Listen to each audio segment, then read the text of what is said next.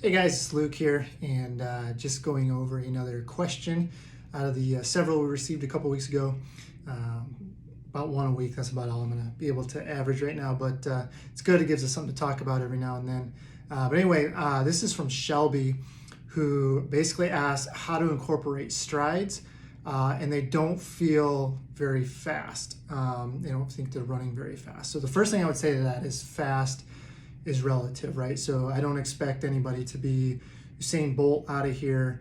We're looking at it from a different mechanism, especially as distance runners. So yes, we want to improve our top end, but there's a reason why we're distance runners and not sprinters for the most part, right? And so we're going to try to maximize our top end, but it's not necessarily our primary focus. So for us as distance runners, the purpose is really more about a neuromuscular aspect. So we're trying to, you think about in training what we're doing, and most of the time we're running easy. If we're training for a marathon, the vast majority of our miles are marathon pace or slower.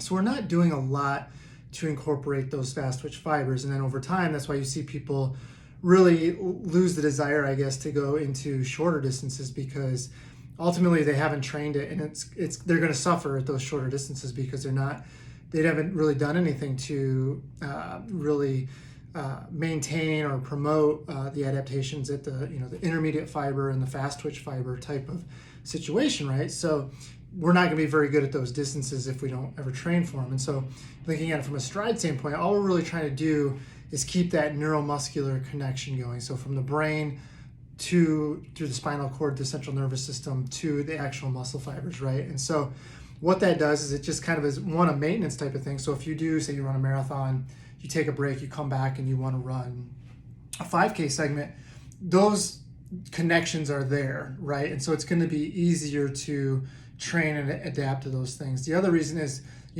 even slow twitch muscle fibers fatigue out, right? And so if I've written about this in blog posts before, the fatigue, but not hitting the wall type of thing, where you might lose 15, 20 seconds a mile over the last 10K, but it's not necessarily bonking, right? There's plenty of carbohydrates. If you bonk, you're talking about losing minutes per mile. And this is really just kind of a slow fade, right? We get to a point where we just kind of lose the ability to generate force and things like that. So strides come into a play here too, right? So if we never stimulate that connection, our brain kind of turns it off to those muscle fibers. And so when we need them late in the race like that, we don't have the ability to draw from those. Even though they're going to fatigue a lot quicker, they're still going to provide us a bit of relief from just the slow twitch muscle fibers late in the race, like I said. So you have to look at it from that standpoint too. So I'm not necessarily worried about you improving your 100 time.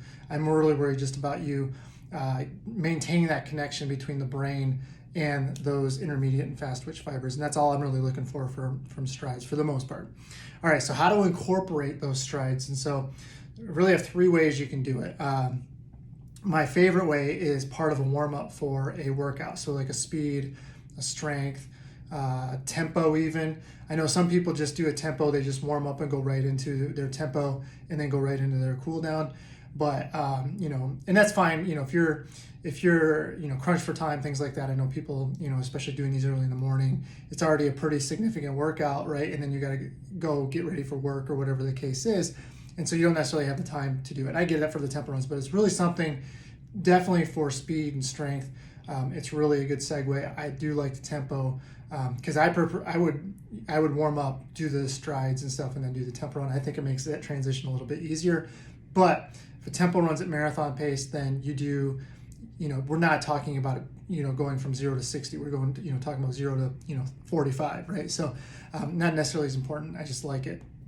So that would be part of the workout, right? So for me, it would be like doing a dynamic warm up. So maybe doing leg swings, things like that, getting your muscles ready to run, do an easy run, come back, do drills, change your shoes, do the drills, do some strides, and then do your workout and then cool down. Really like it. You could even do them at the end of a workout, right? So if you want to do, a speed workout and then do some strides at the end, I'm going to talk a little bit about it for the long run. But it'd be the same type of thing. Reason why we've kind of gotten fatigued a little bit, and now we've got to draw from that and try to run fast. on a relative basis. So I do like them that way. You just have to be really careful. I'd say that's more of an advanced type of thing. So if you don't do strides, that wouldn't be my first choice to do it at the end of a speed workout. But if you're more advanced and you're looking for an extra stimulus, that might be something that you could do. So speed, strength, threshold type of stuff, part of the warm up. I love that. The second one, especially for marathoners, is the end of a long run. Because think about what I just said. We're trying to stimulate that connection so that when our slow twitch fibers start to fail us even later in the later stages of a marathon, we have that connection to draw on from intermediate and fast twitch fibers, more so the fast twitch fibers. So doing them at the end of a long run is a very good option as well. I've some people like doing them up hills, just doing the strides, whatever the case is. If you do this, recognize that it's not going to be fast, right? So it's not going to be at your mile race pace probably, and if it is, it's going to be quite a strain. So I would say that just focus on the effort and focus on running relaxed. That's important with strides anyway, is running relaxed. The more you clench up and try to really pump your arms and stuff, really kind of tend to slow down because we're just so tense and our muscles are so clenched that it's really hard for us to actually run fast. So, think of it as trying to run relaxed, and the fast part will come along for the ride. So keep the jaw relaxed, keep the shoulders relaxed, pump your arms hard, but don't clench. You don't want to be all tightened up. You want to try to run relaxed, and that's the key with strides too. And that'll really help a lot of people, because I think the thing I see a lot of people do is they try to run fast, but fast to them means like, and it really should be, you should see the cheeks bouncing a little bit, jaw relaxed, shoulders relaxed, and that's really how you're going to make those improvements on the speed part of it. All right, so again, going back to the long run, what we're doing here is we're fatiguing those slow twitch fibers pretty good in the long run, and then we finish it up, and then we do maybe 4 or 5 strides, and we'll talk about the duration and all those in a second. But you do that. That's a good way, because you're already fatigued. The slow twitch fibers are already getting fatigued. Easier to draw on that connection to the intermediate and fast twitch fibers. So again, if you don't do strides, this wouldn't be my first choice. I would wait until you've done them for a little bit and then add them into something like this. But it is another option. The last one is probably the most popular one I see, especially with my athletes. If they're on a busy schedule, they'll actually just do them at the end of an easy run. So say I give them, they have a 6 mile run, they'll do them right after the 6 miles. They'll run 6 miles, do 4 to 5 strides afterwards, and then call it a day, right? And so nothing major there. It's just you're working again on the turnover and drawing that connection and establishing that neuromuscular connection. You are fatigued a little bit, but not so much like what you'd be for the long run. And that's what I see for the most part with my athletes, and what I'll give my athletes for the most part. Another way to do them is to, I like, especially if you're crunched for time, you take that 6 mile easy run again, and say you run 4.5 to 5 miles of it, and then the last mile of that run is spent, doing the stride, jogging and recovery, and then doing the stride. So it's stride, jog recovery, on and on and on over the course of that last mile. And then you do your 6 miles, you've done your strides, you're good to go. You're all done. Okay. So frequency and volume. So strides should be short, right? So 10 seconds is really about the max on those. So you don't have to be long. So you read anything from 40 meters. I like 10 seconds. I literally just count in my head. I go 1, 1,000, 2, 1,000, 3, 1,000, all the way up. And that's my stride. So you can do that. So if you're standing on the straightaway of a track, think a stride only has to be not even halfway of that. 40 meters is just under half of that. So it doesn't have to be super long, because think about what we're trying to accomplish again, neuromuscular. So all we're doing is that short, fast burst, drawing that connection, and then we recover. It's a full recovery, so jog around. So I might hit that 40 meters, jog down to the finish line of the track, come back and do it again, or I just jog down there, and then, because it's so short, you shouldn't have a big buildup of lactic acid. You shouldn't be just completely wiped out. You should finish it, feel tired for a few seconds, jog a little bit, and be ready to go again. That's the beauty of them being so short, is you can recover quickly, but recovery should be full, because we don't want to build up that lactic acid. So it's a short burst, too short to build up lactic acid, recover, do it again, recover, do it again. So that's what you should be doing. 4, I usually start out four of these for a person who's never done them before, build up to 6, maybe 8, depending on their overall volume of mileage.